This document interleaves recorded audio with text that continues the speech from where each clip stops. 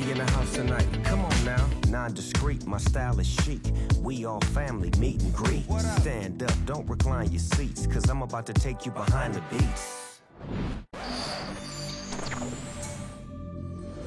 Certains disques m'obsèdent, comme ceux de Donna Summer avec Giorgio Moroder. Waouh, ça vient de qui? The Weeknd, la mystérieuse superstar en personne. Fais voir sa playlist. Beaucoup considèrent The Weeknd comme le nouveau Michael Jackson. Sa musique a un côté sombre et paranoïaque. Et même parfois mélancolique, triste et inquiétant. Mais elle donne vraiment envie de danser. Pour comprendre son lien avec Giorgio Moroder, Il faut se replonger dans les années 80. Tu es prête? archi prête. Alors dans ce cas, moteur, ça tourne, action. Giorgio Moroder est un compositeur et producteur italien. Qui aime les belles voitures. Et les nouvelles technologies. Au début des années 70, il se passionne pour les premiers synthétiseurs. Il est persuadé qu'ils l'aideront à trouver le son du futur.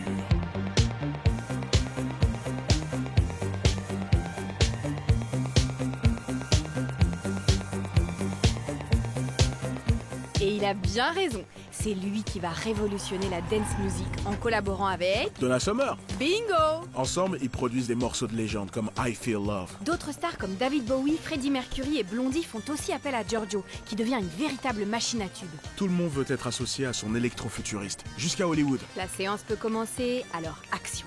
Giorgio compose la bande-son d'une tonne de films cultes, genre Flashdance, Scarface, Top Gun, Superman 3. Moins bien que Superman 2, mais quand même mieux que Superman 4. Enfin bref.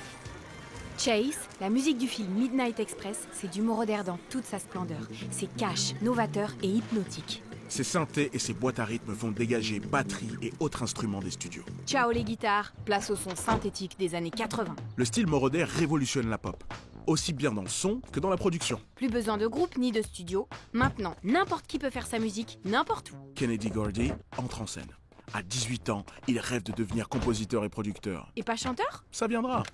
J'ai un morceau à te faire écouter, je crois vraiment que ça va te plaire. Il a composé une instru dans sa chambre et cherche quelqu'un pour chanter dessus. Alors il en parle à son copain qui rêve d'être une rockstar. Lenny Kravitz, qui deviendra bientôt une des personnes les plus stylées sur Terre et à qui on devrait consacrer un épisode. Mais là, c'est juste deux potes de lycée de Beverly Hills. Waouh, ça déchire. Mais c'est tout toi, mec. Tu dois le faire toi-même. Tu l'as fait écouter à ton père? Le père de Kennedy, c'est juste l'immense Berry Gordy. Le fondateur du label Motown, qui a lancé Diana Ross, Stevie Wonder, Marvin Gaye, des milliers d'autres.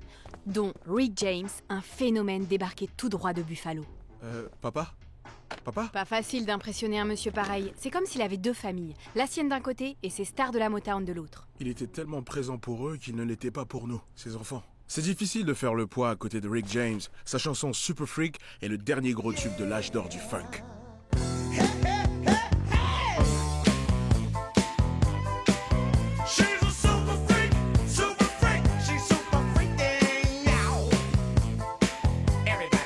On y entend les instruments traditionnels du funk, mais aussi... des synthés, comme une prémonition. Papa, tu pourrais écouter? Mets-toi à sa place. Papa Gordy avait signé des centaines de tubes mythiques. Il avait l'oreille et savait tout de suite ce qui marcherait ou pas. Il y avait vraiment de quoi être intimidé. Oui, c'est pas mal, c'est vrai.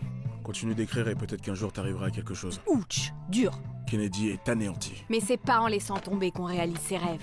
Au début des années 80, Rick James est au top de sa carrière. Ses seuls rivaux du moment sont Prince et quelqu'un que Papa Gordy avait vu débuter quand il était tout jeune. Michael Jackson, un gars légèrement célèbre. Michael et Kennedy ont grandi ensemble. Leurs deux familles sont très proches. Pour avoir un avis extérieur sur le morceau dont son père ne veut pas, Kennedy va chez Michael, devenu ultra célèbre avec ses frères au sein des Jackson 5. Hey Janet, Jermaine, venez écouter le morceau que Kennedy a écrit. Tu penses à qui pour chanter les chœurs? Pourquoi pas toi? Et c'est comme ça que ça s'est passé. Kennedy a écrit, coproduit et arrangé le morceau pratiquement tout seul, sans aucune aide de papa. À 19 ans, il signe même un contrat avec une maison de disques, et pas n'importe laquelle. La Motown. Et sans que son père soit au courant, il enregistre sous le nom de Rockwell la chanson Somebody's Watching Me.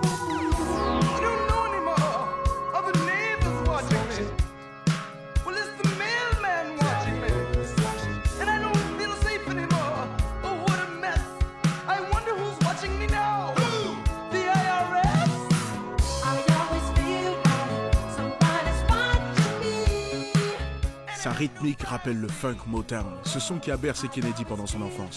Rockwell lui donne un gros coup de jeune en ajoutant une bonne dose de synthé. Il crée un son nouveau, jeune, frais, synthétique, paranoïaque et funky. Et quand son père entend ça... Ah, il est con qui parle morceau qui devient un tube international. Il n'est pas peu fier de son fils. Tu as réussi.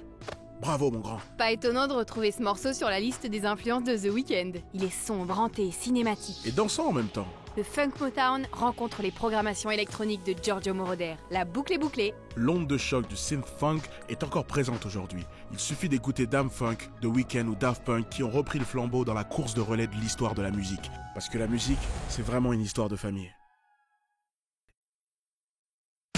We are family. Yes, sir. Everybody in the house tonight. Come on now. Non-discreet, my style is chic. We all family, meet and greet. Stand up, don't recline your seats, cause I'm about to take you behind the beats.